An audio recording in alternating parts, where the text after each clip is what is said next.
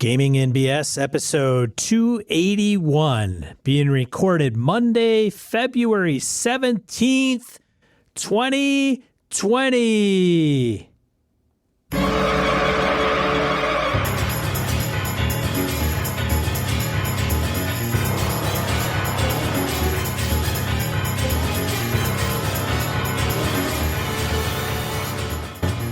Welcome to Gaming and BS, a tabletop RPG podcast. I'm the Sean. And I'm the Brett. Welcome to the show, folks. Welcome back. Glad everybody's on board.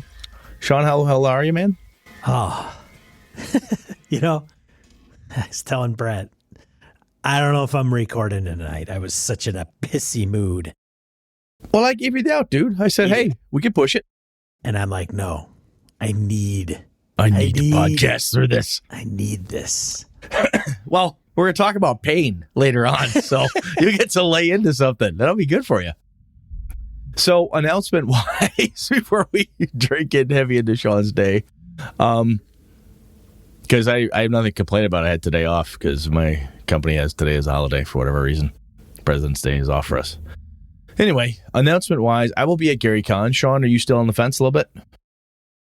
I'm going to try to get there at least one day. I will see. I don't know. I think I can make it one day. Let me know what day you think you're going to make it for sure. Wednesday night, I have an engagement with Forrest Gary and a small handpicked crew to run MERP, the old Iron Crown Enterprises Middle Earth role-playing. So I'm doing that off book Wednesday night. I believe all our spaces are filled there. Yeah, Wednesday when I get there, because we want to. The people that Forrest and I were looking to play with, like, super packed busy. We couldn't find a time. He's like, what do you think Wednesday? I'm like, dude, I'm not doing anything Wednesday. I don't give a shit. So we'll do that Wednesday night. Now, I'm surprised you're going down so early. You usually go Thursday day, don't you? No, I go Wednesday after work. Oh. Get my badge, get all that shit taken care of, and then Thursday I can just kind of do my thing for kickoff. But what was I going to say? Oh, Tim DeShane has offered to run some Astonishing Swordsmen and Sorcerers of Hyperborea for you, me, and some BS listeners.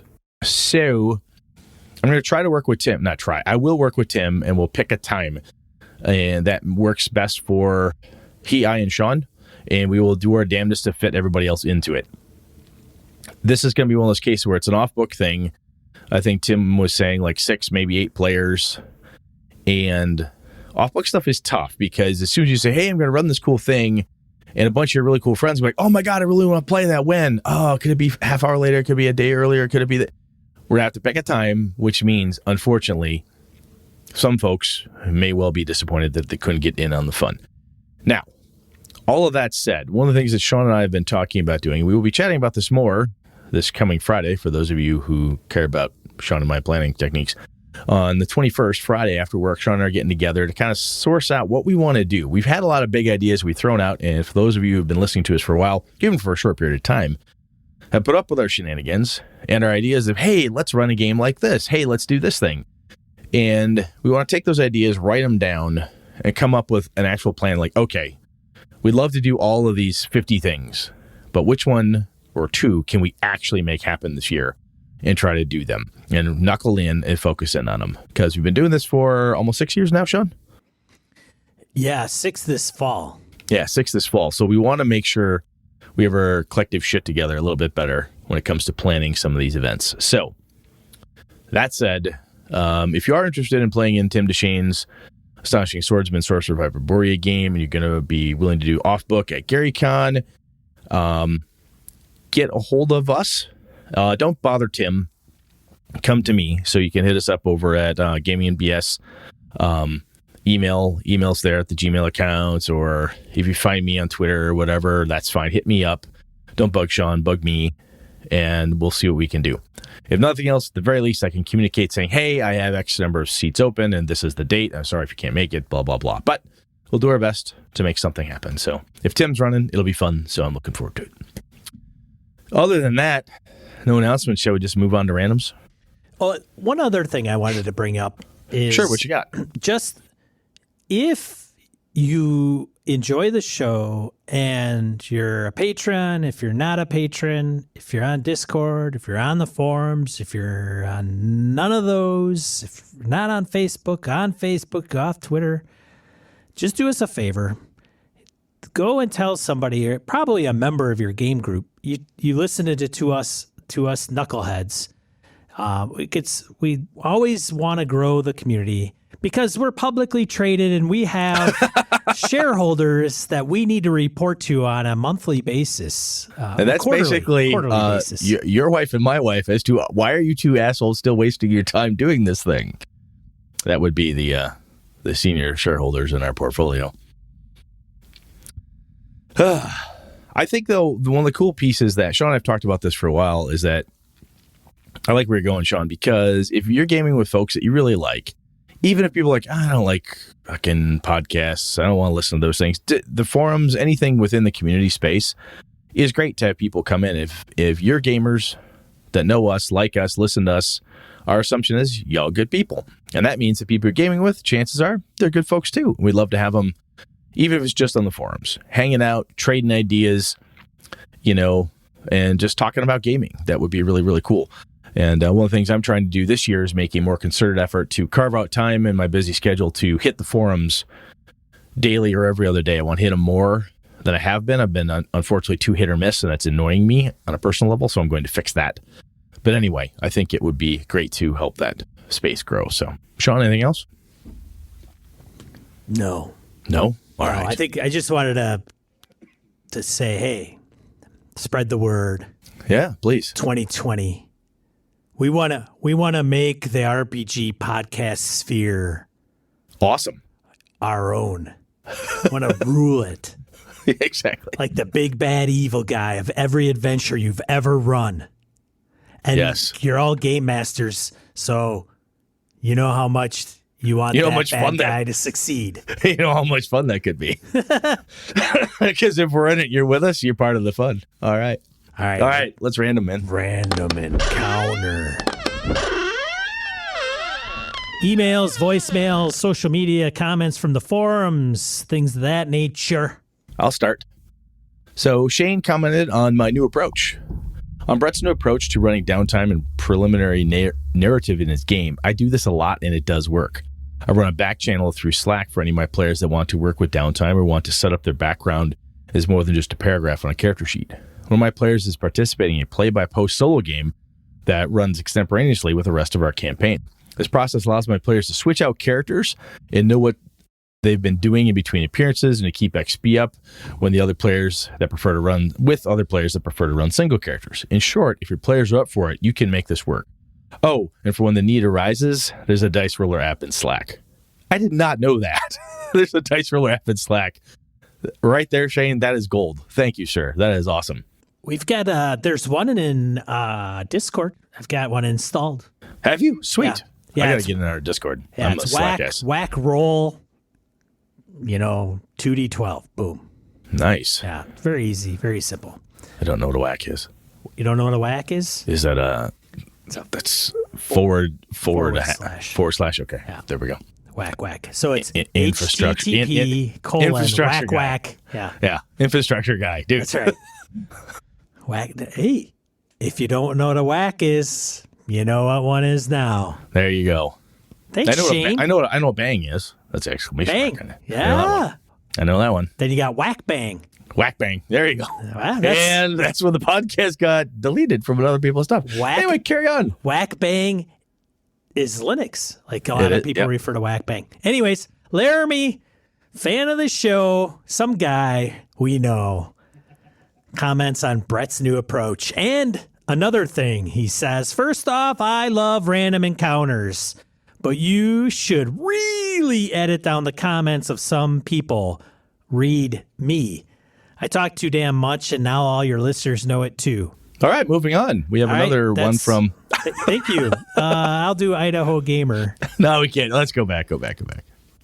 Second, first off, listen here, you so-and-so. I'm cheating on you, but you listen to Colville about gaming? At least my other podcasts are about myths, fictions, and mostly hockey. It's not my fault your hockey coverage sucks. Sidebar if anyone wants to talk hockey. See, no. That's research for this show, Laramie. There's a difference. I'm researching. Anyway, I have been chided. Thank you, sir. Carry Seriously. A few years ago, us being mid-30s, we ran probably 5-year-long sandbox game, ending around level low to mid-teens. We all had fun with it, and it was a rotating cast, as everyone has a real life. But it was like back then. If that's what players want, it's absolutely doable. As far as how long a game should be, we just finished session 20-ish, about 3 hours each of my Barrow Maze game. I sent out an end-of-the-year email. Is this still fun? Do you want a different campaign, different system?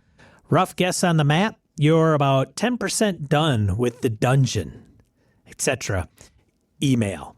Everyone said they are still having fun, so off we go. I did have one player quit about 5 sessions in. Having missed 4 of them, we had a nice adult talk and about maybe this isn't the setup for him. No hard feelings, and he agreed.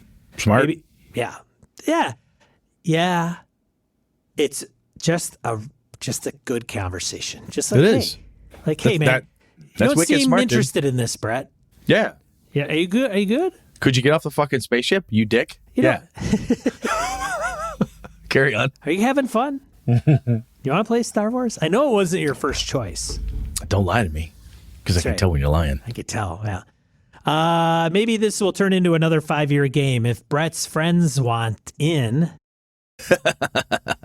Downtime and technology. I run much like Disgust. Since we play from 2100 to midnight, that's 9 p.m. for all you non-military time readers. To maximize playtime, we play online. We use Fantasy Grounds and Google Hangouts for video, but for downtime, we have email chains and rapid-fire side plots with just one person. Sometimes slide over to Hangouts text, which plays into Sean's point about be written being here it is. I think we got a typo there. Anyway, carry on. Well, Sean, it depends. I think that's what he's referencing. There we go. I'm running Barrow Maze, which is a huge mega dungeon. It is. I have it. It's By quite cool. Greg Gillespie. Yeah, I got mine signed by Greg at Gary Con last year. He's a fine Canuckian. Very fine, man. Yes. The session before last ended with being in town and the start of a series of downtown emails. Downtime. Downtown emails. Going downtown, Laramie. Sean's had a bad day. Jesus.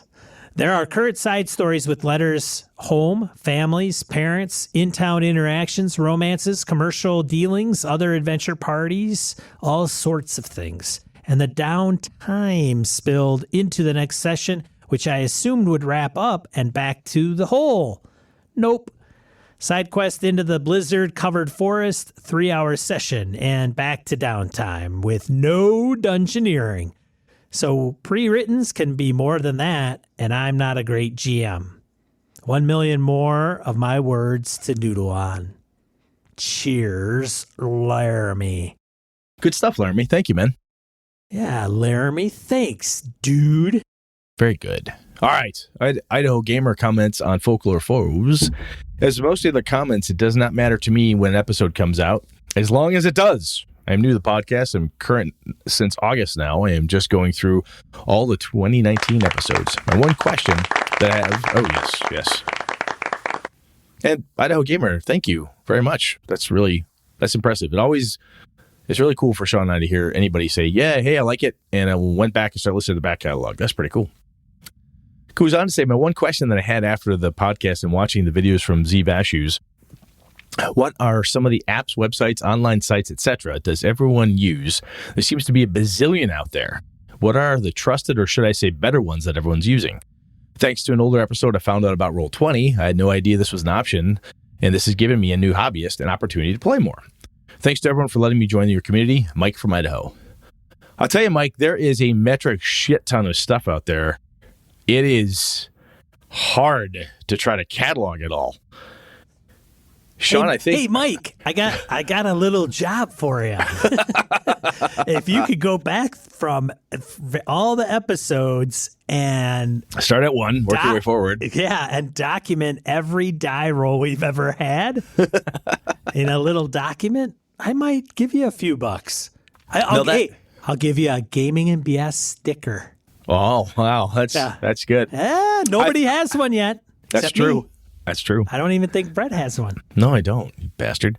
Anyway, I think what would probably be more helpful to Mike would be if we started chaining the forums about tools. Well, so this is in there. I don't know if this is the I'm just saying, just a separate little line item there, a separate little place where people talk about tools. It's tough because there's tools for like, shit, man. There's world building stuff. There's dungeon building stuff. There's encounter building apps. I just found a really cool one. I don't have my phone near me, but one for random name generators. I love random name generators, especially if you can pick like Celtic, Slavic, Drow, Dwarven, blah, blah, blah. That type of thing can be super helpful. That's how Brett runs from the seat of his pants. He just hits boop, boop, boop, boop, a couple buttons and comes up with, okay, hey, you guys are going to bloop, bloop, bloop, bloop, bloop. Snakes, dwarves, and goblins. Okay, got it. What's that? Never mind. I know what I'm doing right now. Give me 3 things. We're off and running. There's a dungeon in here somewhere. We'll find it, kids. Brett plays Iron GM every month. He's given 3. So for people that don't know what Iron GM is, it's Rowan Barton puts it on a Gen Con. I think he's still doing it. Eric Frankhouse has won like 3 times. Yeah. They give you like 3 terms. That's it. And then they give you something like 30 minutes to come up with a full 4-hour adventure that you run for complete strangers using a system of usually the table's choice. So like Brett would say, goblins, snakes, dwarves. Yeah. Go. And you have to incorporate all those. In Cypher system. Cypher okay. system. Yeah. Or Savage Worlds. Fuck! Brett is screwed. Okay. Anyways. Interesting. Yeah. Anyway, cool. I think, Mike, I don't know how the hell easy it will be to try to coordinate, organize this stuff, but I think what we can try to do within the forum space is to start bringing people's attention to some of the different tools and so forth. Honestly, Mike, if you are in the forums already, this is where we pulled this from, poking around there, people are listing out stuff, Obsidian Portal for like a wiki like stuff for campaigns and blah blah blah. So all right, we'll have to start listing shit out there for you, Mike, because there's some cool tools, apps, and so on. So we'll start pulling shit together. If everybody has some good stuff that they want us to have, throw it at us, put us in the forums, and we can always tack them into die roll too to share the love. Well, and something else that I think Mike brings to my attention is some of us are gonna go, oh, yeah, Roll20, man. Like, I've been on there for 5 years. I'm doing it every night, twice a night, whatever. And you get into this mindset like, oh, everybody knows Roll20 exists. Or boom. Yeah. I had no idea that was an option. Yeah. And this is giving me a new hobbyist, right? Right. To quote Mike, that's fucking cool. Right. And there's Fantasy Grounds and some other virtual tabletops. But, map making, journaling, like Brett said, the list of tools that we could put in our forums could be just endless. But the purpose of my little comment here is that we can't assume that everybody is like us or somebody else. Not everybody's been gaming for 20 years, 10 years, 15 years, however many years you have under your belt. And even if you have been, somebody brings up half the shit that Sean and I throw in die roll, like, I didn't know that was out there. Yeah. We talk like we know about it. That's because I just found out about it a little bit ago. So yeah. So we shouldn't just assume that people are like, oh yeah, Roll20's out there and this is how, but any tools for that matter, good sites, Obsidian Portal, blah, blah, blah. Some of us that use it pretty diligently, but there's a ton. It's amazing whenever we get a really good die roll and I'm like, oh my God, I can't believe that's been out there for 3 years and I never knew about it. How handy is this going to be? Yeah. And we've had some of the die roll stuff where it's like somebody's blog post, like, oh my God, it's a random generator. Oh my God, it's a list of really cool things from a tavern. Wow. Yeah. We had some tables, like random tables that people had blogged about. We put it out there in die roll. So Mike, you'll come across those and have to bookmark them or, seek your teeth into them. Anyways. I'll tell you what, though, Mike, one of the things to do is if you have a need, you're like, man, I wish I could make my taverns better. You could type in how to design a tavern for Dungeons & Dragons into the Googles, And I shit you not, you'll come up with a bunch of stuff. Now, that is not obviously a very curated approach. That's not a group of people that you know and trust, or that you're at least reaching out to saying, hey, what do y'all use? But if you're ever in a sticky situation, I keep telling my kids, I said, formulate your question to Google the same way you would ask it to me, and you will find an answer. So I know that's cliche to say Google it, but there's so much legwork already done on some of these pieces. It definitely is worth looking at. So anyway. And some of this, you don't know what you don't know. So it's almost like when it hits you in the face, you're like, oh, wow, I wouldn't even have tried to search for that. And a random name generator, if you type that into your Apple's iTunes store for apps, you come up with some stuff. Then you type in RPG name generator. You type in Dungeons and Dragons name generator. Anything along those themes, you start changing a few words, change a few nouns, verbs, whatnot, and next thing you know, you've got more apps popping up. So anyway, great stuff, Mike. Thank you. It's a great reminder, as Sean points out. All right. Brucey, baby. Yeah, Bruce. C. On comments on folklore foes. Is this you or me reading? Is this me? No, you. You read. Am I? Mike's. Did I? Okay, your turn. Go. Another cracking episode. Should I try to read it like Bruce? No, don't do that. You just insult him. We like Bruce. Bruce. Another cracking episode. Not even close. Carry on. I'm terrible. I gotta get down a British accent, man. I get working on it. I know. If I come down to Gary Con, man, he's got to teach me how to speak English. Yeah, we're going to hold you down while he lectures you. Lectures? Yeah, that's the best. We got to learn it, hear it.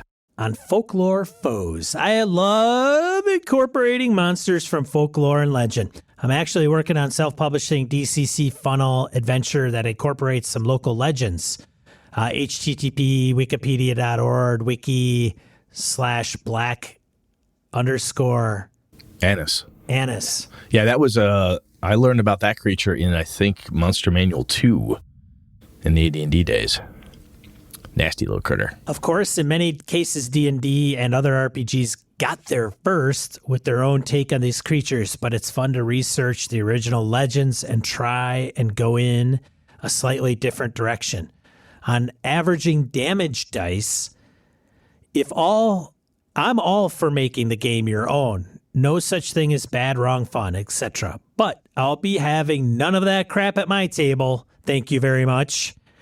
As a player, if I'm down to 9 hit points and you drop, this does 8d8 damage, let's just call it an average of 36, I'm going to want you to roll some dice and hope like hell you come up with 8 ones. That's a damn good argument for that. Look, man. Look, mate, I got 9 hit points left. There's a chance you could roll less than 9. Yeah, but odds are, I don't care what the odds are. Never tell me the odds. So roll the dice. Note to self, if I run a game at a convention, probably Gary Con, because that's where Bruce will be, and he's in my game. You're gonna do this? I'm only gonna do average hit points for Bruce. Oh. Just kidding, Bruce. I do it because I love. I'd stab you. Bruce? No. No, he'd probably flip the table and beat you to death with That's a DMG fair. or something. That's fair. All right. Hey, thanks, Bruce. No, thanks, man. Yeah. Good stuff. I love the idea of, as you said, many of the RPGs have done them first insofar as they've been there. They played with these folklore creatures and stuff. But as Ken Hite does in Night's Black Agents and a few other places have done this with vampires, there are a metric ton of different vampire options, right? That feed off of this, feed off of that. You have to bury them at a crossroads, cut off their head, do various ways to dispatch them, and so forth. Regional differences and so on. It's wonderful to take that stuff and mess with it, especially going back to original source material and playing with it like you're talking about, Bruce. Great stuff. Thank you. All right, let's get into the main topic. See what the hell we're talking about tonight.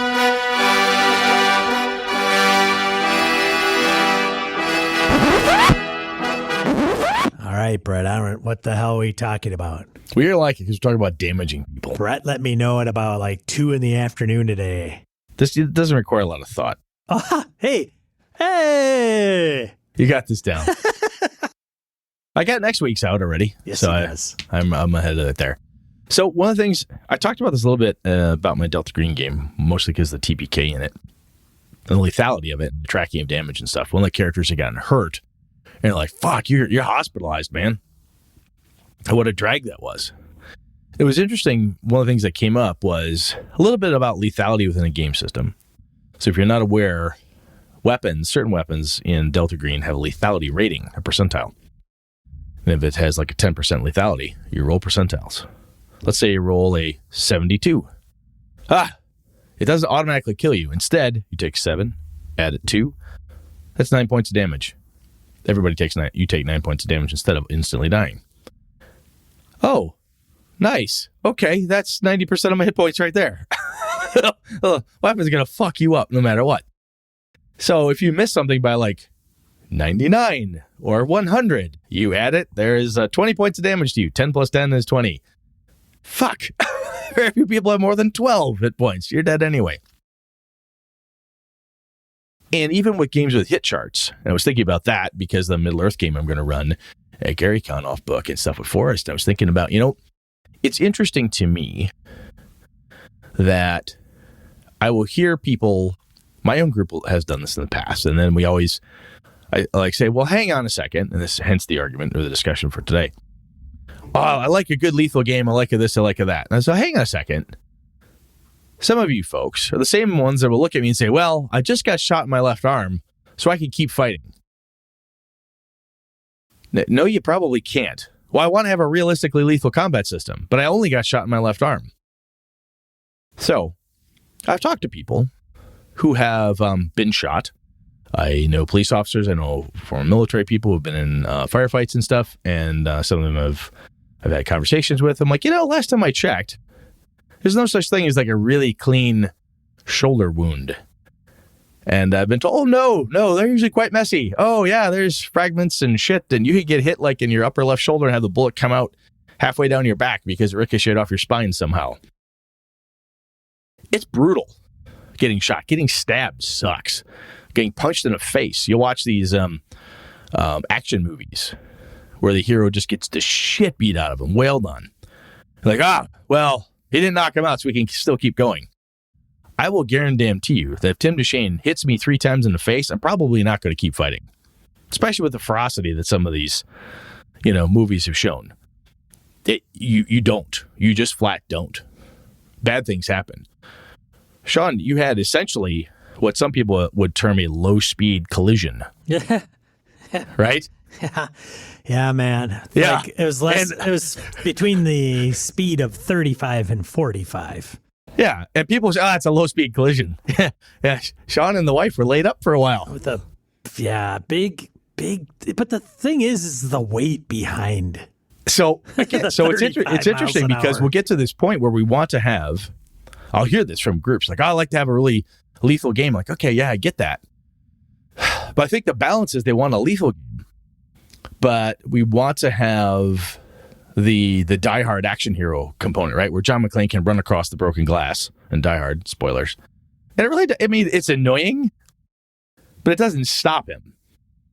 If I ran barefoot across broken glass, my naked little tootsies, and I sliced my feet up like I pull huge chunks of glass, I probably wouldn't be walking really well. No matter how good my adrenaline was. At a certain point, it kind of messes with you, Well, hey, I got an idea. Yeah. So for our patrons, and our next goal is Brett walking barefoot. If we hit the $400 a month mark, we'll have Brett walk across a floor of broken glass. Just to prove how bad it is. And reenact the scene from Die Hard. What do you say, folks? Nice. This is why I don't give you much time to think about these topics. Because you can make it worse than that.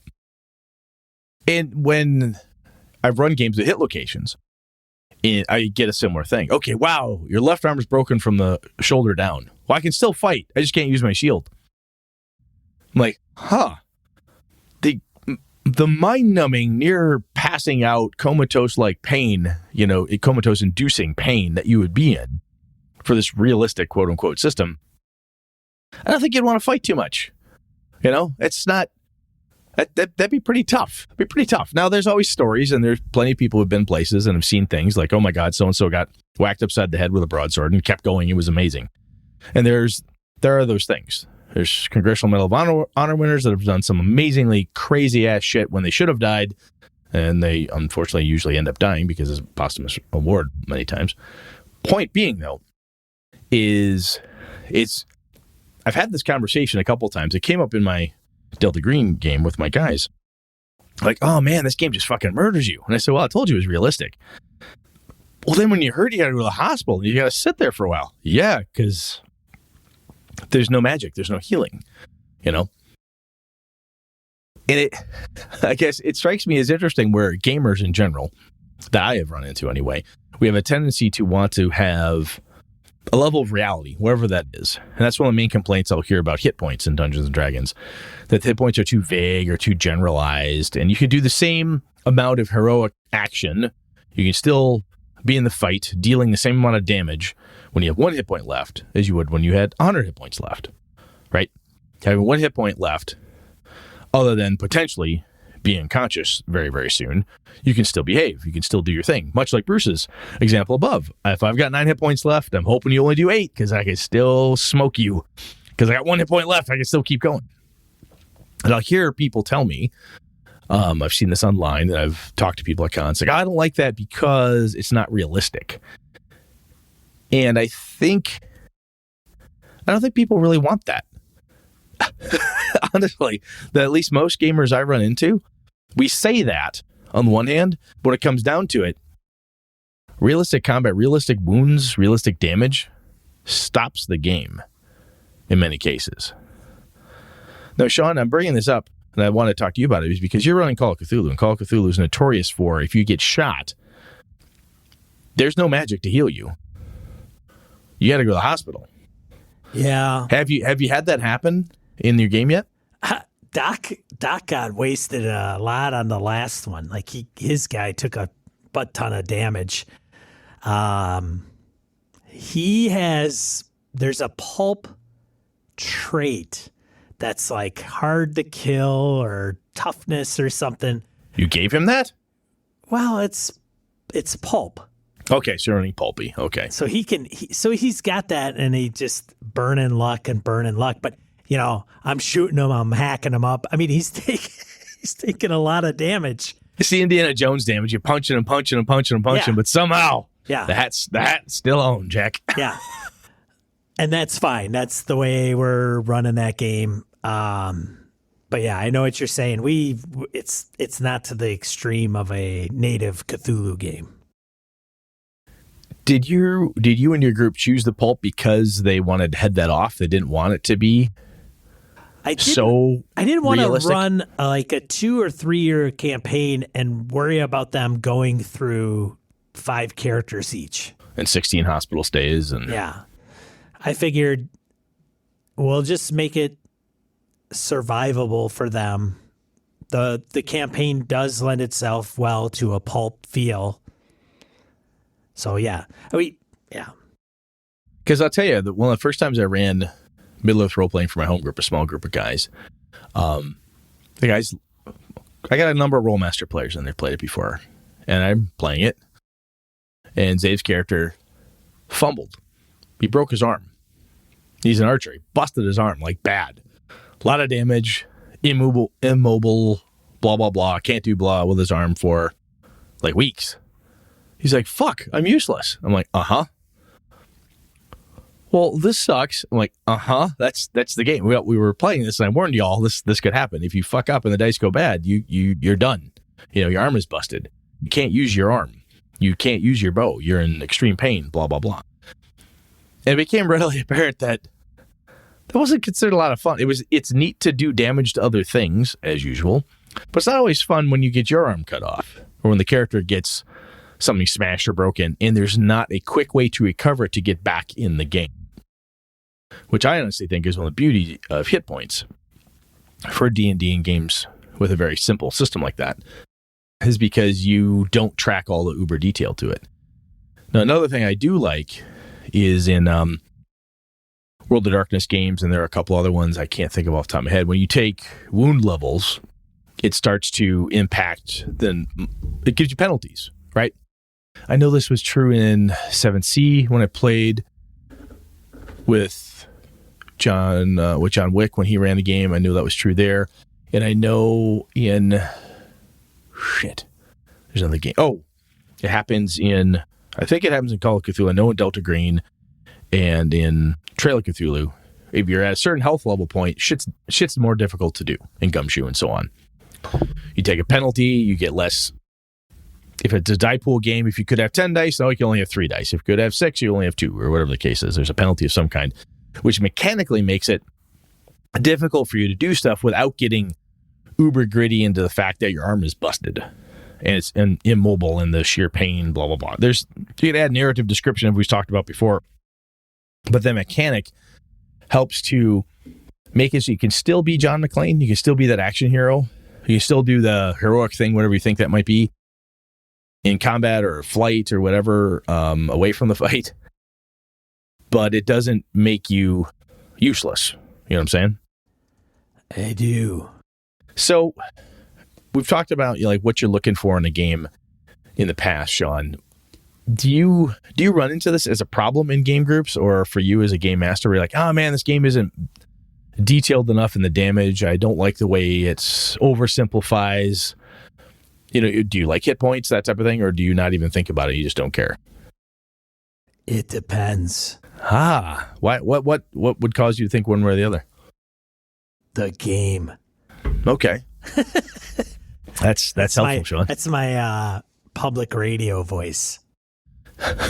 And this evening we'll be talking about damage. It's if I want to run around like Jason Bourne, then I want to just take massive amounts of damage, maybe take some stress, keep on going, not just take an utter ass whooping, but still be able to keep running. Yeah, man. Jason Bourne, jump on cars, jump from one car to another car, maybe take a bullet to the shoulder, whatever, man. Just blow it off, dude. That's just another 10 points of damage. You wake up, you have amnesia. Whatever, I'm no fine. Big deal. But, so what it comes down to is genre setting, the style of game being run. You want it to be appropriate to that. Yeah. If I want to run Cold Shadows, yeah, man, that's no messing around. There's the mechanic, God, escapes me, but I think it's bang. Bang? I think it's bang. Okay. Where you just say bang. Like I shoot somebody. That's what I do. I shoot them. Boom. And that's usually, I think there is a damage to it, but usually if that's all it takes, there's no initiative. It's lethal because as a Cold War spy, you're not toting a frickin' machine gun everywhere. No, you've got, your Walther. Yeah, maybe. Or whatever. I mean, Cold War spies didn't carry guns. They just didn't. No, they wouldn't. Yeah. They didn't. They didn't carry guns. They were, getting information. They're Tinker Tailor Soldier Spy, man. Looking, I get you. They're at the cafe, scoping the place out, trailing somebody. But if you did get shot, it was a big goddamn deal. Yeah, if you got shot, man, you're going to freaking die without any hospital shit. Yep. I think where you're getting there is perfect because... Hospital shit is... Hospital shit is the same thing as first aid or medical attention in Sean's world. Sean's world. I think when I run into things that are...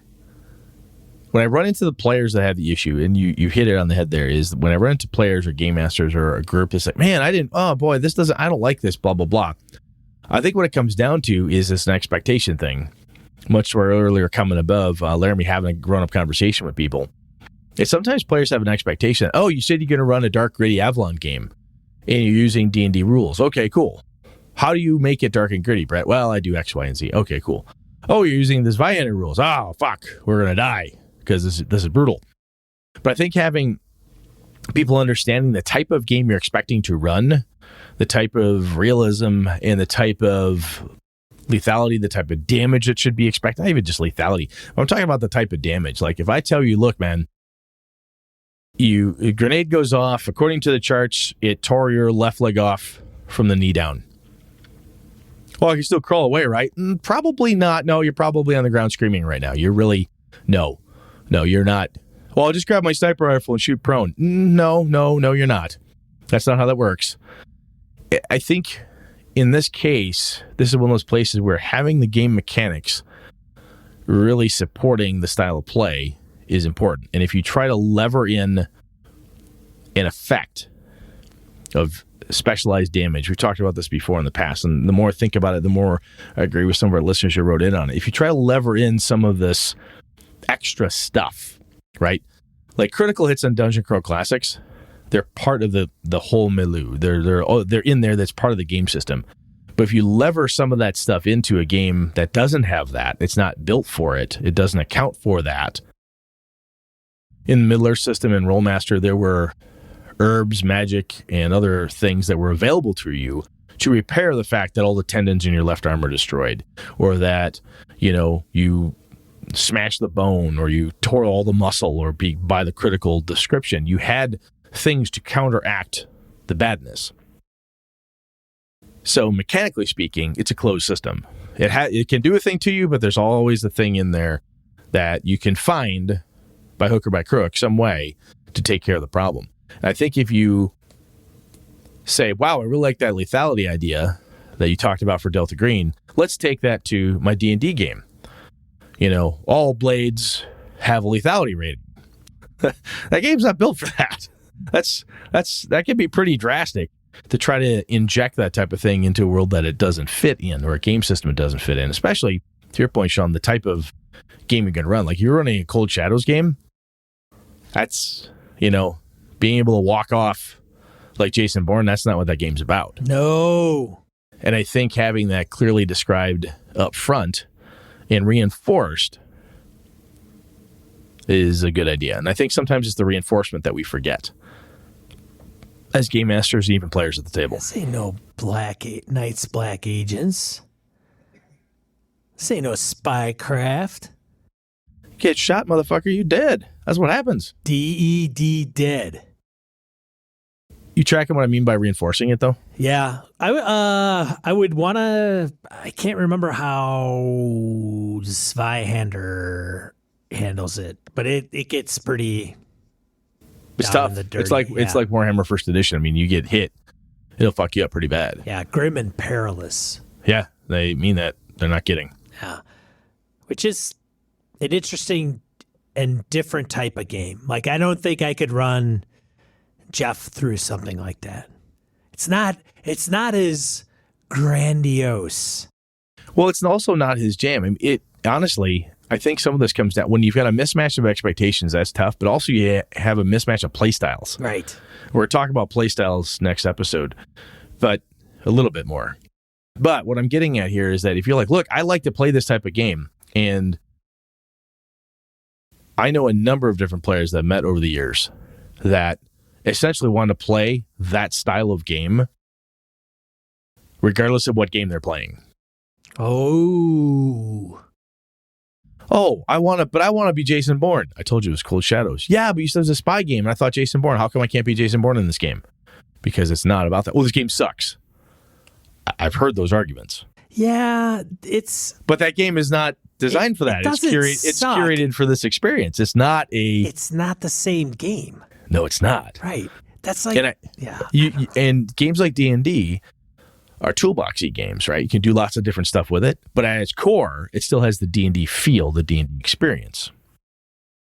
It's not making D&D feel like Warhammer First Edition is going to be weird, right? Yeah. It's not it. Can you? Jesus, why? I mean, it's a lot of fucking work, but sure, go ahead. We've talked about this. You can do whatever the hell you want at your table. That's fine. Well, you can. It doesn't make it right, but as the t-shirts tell you, there's the gaming police are out there. Gaming police. Sport your own gaming police t-shirt. Head over to gamingandbs.com. I should probably put /cops. There you go. Link right to your shirt. Gaming cops. Bad boys. What you gonna do? What you gonna do when the gaming police come for you? But like I said, I thought about this, and my group, when the first people of the lethality thing hit them, and I ran a combat right out of the gate for Delta Green so people get used to it. I said, hey, it's lethal, blah. I explained things to them. To reinforce it, though, we had a fight, and they watched people get fucking murdered. Like, holy shit. He wasn't kidding. And I said, remember, I told you this was really dangerous, and people can get killed here really fast. Wow, okay. And then 2 people were stupid, and their characters died. Just ask Takahashi Yeah. from, is it Takashi from Die Hard. Oh, yeah. Oh, then you're just going to have to kill me. Okay. Bang! Boom. Done. Guess we have to do this the hard way. Wow. So anyway, I if you're going to introduce a lethality, we've talked about, how fast you die. We've talked about the importance of that, like old school D&D. Look, you fuck up and your character dies, he dies. Make a new character, get back in. But if you're talking about the realism of the damage, what damage does to somebody and critical hits, and I want to add this flavor in and so forth. And again, we've chatted about this in the past, but I just thought, after running through this and then talking with my crew and thinking about this new game thing I want to run, I want to make sure I'm really clear with them. Like, hey, this is the type of lethality. This is how we're going to track the damage. This is why I'm using this game system, is because I want to track the damage this way so that it's not onerous on either you or I. The characters can keep going. You may have a die penalty, so you can't quite do something because your die pool will be lessened because of the injuries. Oh, I use World of Darkness language, aggravated damage versus something else versus bludgeoning or whatever. So I've taken aggravated damage. That does, okay, that means I can't do X, or I'm almost unconscious. And I think by explaining, like, not only the setting, the feel, oh yeah, it's going to be tough, oh, it's lethal, but explaining to people how damage will be tracked, how healing will occur, I think can be pretty important, especially when you think Cold Shadows. You can tell me, yeah, bang, oh, you get shot, you're dead. Everyone will nod, say, okay, I get it, until the first person says bang, or the first time the game master says bang, and that person's character dies. And like, wait a minute, how come I can't? Well, you can't. Well, this game sucks. And I hear those words come out of gamers' mouths when they talk about certain games. Well, it's stupid. This game makes this happen, and that's just dumb. It's a mismatch. You have an expectation that this is how you want to play. The game doesn't do that by the rules. And yeah, you can always tweak the rules and so on. But anyway, I'm rambling on here. But did you follow me at all, Sean? I kind of went off on a longer than usual blather.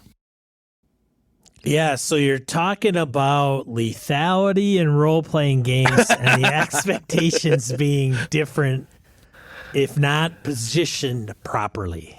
Yeah, and I think it's when we talk about setting expectations, having conversation with people, and reinforcing different components.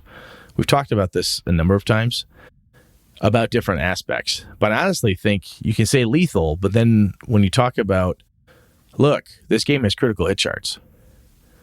It could cripple you. You could get hit, be paralyzed from the waist down. Oh, wow. Now that's an extreme example, but it is possible. Okay, That's the type of game we're playing. That's absolutely the type of game we're playing. It happens to you, it happens to monsters, your characters, whatever the case is. Oh, okay.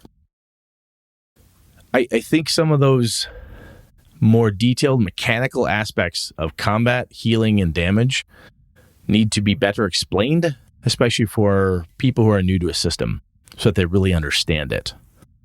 Versus, because I can say, oh, it's lethal, you can die real easy. Oh, it's lethal, if you get hit, you might have to go to the hospital. Okay. But over-explaining, like in your Call of Cthulhu game, if you're not saying, hey, we're going to run pulp because I want to keep the campaign going at a certain type of pace, and I don't want to have half the party out in the hospital for 6 months as you heal up from broken spines, whatever the case is. I think having some of those specific examples and so forth can go a long way. You know what I'm saying, Sean? Yes. All right. Much like everything in role-playing games. Set expectations, talk to people. Hey, this has critical hit charts. Are you good with that? It's amazing how many people will say, oh, absolutely. And then you can say, well, hang on a second. Let me read a few of these to you. Let me explain what happened last time. Oh, Frederick the Fighter, who was 15th level, was laid low by a first level hobbit who got lucky with a dagger, huh? Yes.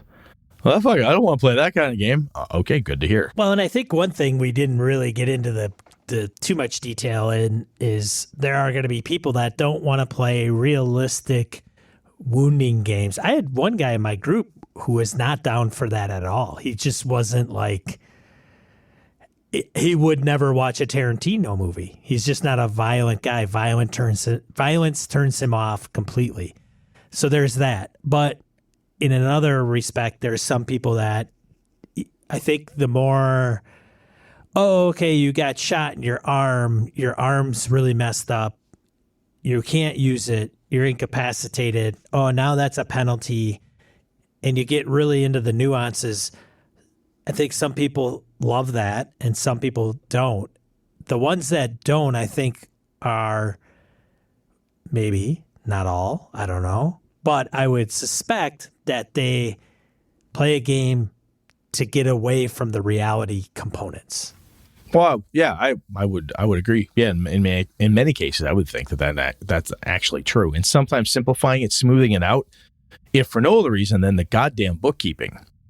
When you're writing down, okay, left foot shot, I think I've said this before. I played a game, Phoenix Command, ages and ages back, and my buddy had these hit shots. I don't even know if they're in the original game or whatever, but I shot a bad guy while my character's running, sprinting at him. Bang! I shoot 3 times. The first bullet, you roll each bullet, goes through, I blow off his left thumb. It goes through his left cheek, takes out X number of teeth, goes out the back. I'm like, are you kidding? Like blow by blow where it went through the body. I'm like, are you kidding me? All right, next bullet. Oh, Jesus Christ, this was terrible. Now I've not read it. I've not read it. The rules directly, and he may have been embellishing or doing whatever. Well, that's how we were playing. I'm like, are you fucking kidding me? Right? Yikes. And that's just raw bookkeeping that some people just don't want to do because it's not fun to play wound tracker, this is gritty accounting, wound tracking. Sometimes that gets a bit too much. So, good point, John. Yeah. All right. I think that's enough of that. Let's move on. Yeah. So if you like, shooting up your players and being real about it, player characters. Player characters. Good point. No, seriously, how do you guys like to track damage? And is the D&D version or the dice penalty versions detailed? How do you like it? How don't you like it? And it could well be like, hey, Sean's right, and it depends. I'm pretty much leaning in that direction, honestly. So, all right. That was the sound of the dice, and that signifies another die roll here on Gaming and BS. Hey, so glad you could join us. What you got here, man? 3D Law Bard shits posts in Discord Dungeon Craft. So I think Sky, if I'm not mistaken, there's a YouTube video, but he says he's been getting deep into Wonder Draft for map making, and the creator is now working on a version to make dungeons. Oh, wow. So we'll post a link to the YouTube video that shows like a time lapse of somebody using a tool, I guess. Yeah. Jesus.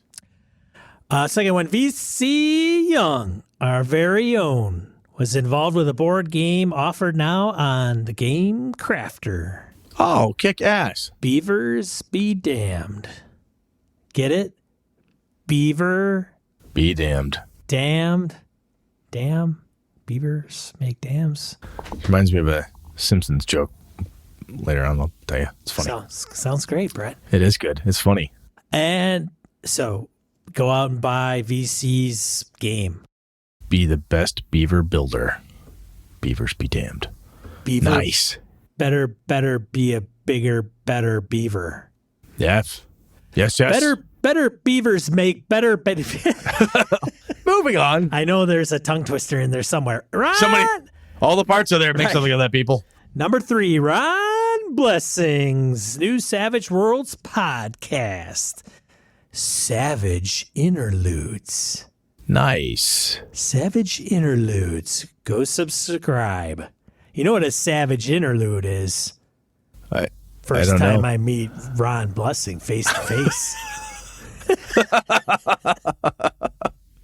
You'll just be like oohing and ahhing and like, oh my God, Ron's been podcasting longer than anyone else I know. I'll say, Ron, You ready for a savage interlude? Oh, Lord. Hold on, Ron, buddy. And we thought Ron was our friend. And you just wrecked that. Okay, moving on. So, yeah, check out, if you like Savage Worlds, he had the Name's the Thing way back in the day. He was on Savage Bloggers with Christian Serrano. Ron's definitely been in the podcast world for a while. We had both, he and Christian were our Savage Worlds experts when we talked Savage Worlds ages back. Yeah. And Ron's, he reps good. He reps well. So absolutely does. Check him. It's he and his wife, and it is one more Tracy Sizemore. Tracy, yeah. Yep. Yep. Very cool. So that's that. What are we talking about next week, Brett? Next week, we're going to talk about practice makes us better. We're talking about putting the time into RPGs to become, better at it. So. Sweet. Practice. I'm going to practice tomorrow. Well, no, I'm running tomorrow. I got practice Wednesday. Well. In order to run Saturday. Hey, bigger beavers build better dams because butter better builds better borders between borders, I'll betcha. Okay. Signed Tony Sugarloaf in the chat room. Nice. Discord. Thanks, Tony. All right. Well, let's hang this sucker up. I'm Sean. And I'm Brett. Good night, good game and all. This episode of Gaming and BS brought to you with the help from the following BSers. Curtis Takahashi, Joe Swick, Aaron Railia, Larry Hout, Mark Tasaka, Pure Mongrel, Chris Steele, Ron Bishop, Thomas Hook, Wayne Humphrey, Craig, Brandon Barnes, Laramie Wall, Dan LaValle, Jason Hobbs, Sky, Old School DM, Perry Besor, Michael Dinos, Jim Fitzpatrick, Christopher Gray, Bruce Cunnington, John Kayward, Corey Gonzalez, Eileen Barnes, Robert Nemeth, Niall Diamond, Howard Bishop, Mark Anthony Benedetti, Eric Salzwedel, The Closet Gamer, Jeff Goad, Aaron Coleman, Ray Otis, C.W. Mellencamp, Craig Huber, Rich Wishon, Old Scouser Roleplaying, Jared Rasher, Andy Hall, David F. Baylog, Harrigan, Melissa Bashinsky, Brian Rumble, Henry Newcomb, Eric Telvola, Husk Carl, Roger Brassick, Mark Sohm, Andy Hall, Eric Avila, Ron Blessing, Jeff Seifert, Ghost GM, Mike Hess, Angus, Tony Sugarloaf Baker, Rory Weston, it's Rory, not Corey, Curtis Hinson, Chad Glayman, Finolf, Josh Wallace, and Mirko Froelich. Hey, to help out with the show, tell somebody to listen to us. Make them listen to us. Demand they listen to us. Tell them to put Gaming and BS in their favorite podcatcher app and have them subscribe. Thanks, BSers. This has been a Litterbox Studio production.